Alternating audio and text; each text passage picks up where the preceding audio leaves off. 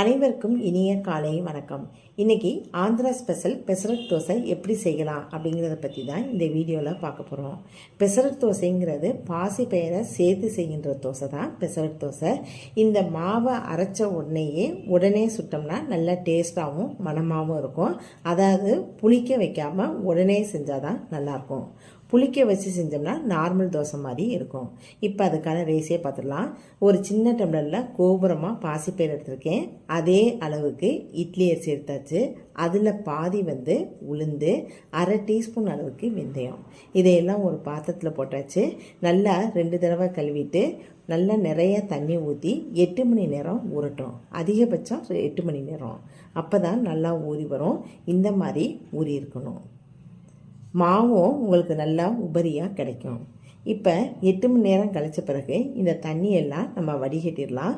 கிரைண்டரில் போட்டு இதை அரைச்சி எடுத்துக்கலாம். மிக்சிலையும் அரைக்கலாம், இல்லைதாலும் நான் கிரைண்டரில் அரைச்சிக்கிறேன். தேவைப்படும் போது லேசாக தண்ணி தெளித்து அரைச்சிக்கோங்க. இதுக்கு தேவையான அளவு கொஞ்சமாக இஞ்சியை தோல் சீவிட்டு அதை இந்த மாதிரி கட் பண்ணி போட்டுட்டேன். உரப்புக்கு தகுந்த மாதிரி பச்சை மிளகாய், நான் 5 பச்சை மிளகாய் சேர்த்துருக்கேன். கொஞ்சமாக கல்லுப்பு, அரை டீஸ்பூன் அளவுக்கு சீரகம். இப்போ இந்த மாதிரி அரைச்சிருத்தாச்சு. இதை நம்ம தோசையாக ஊற்றிடலாம். இப்போ தோசைகளில் கொஞ்சமாக எண்ணெயை ஊற்றி அதுக்கு மேலே இந்த தோசையை ஊற்ற ஆரம்பிச்சிடலாம். நார்மல் தோசை மாதிரி தான் ஊற்ற போகிறோம். தேவைப்பட்டால் உங்களுக்கு வெங்காயம், பச்சை மிளகாய் இதெல்லாம் திரும்பவும் சேர்த்துக்குங்க.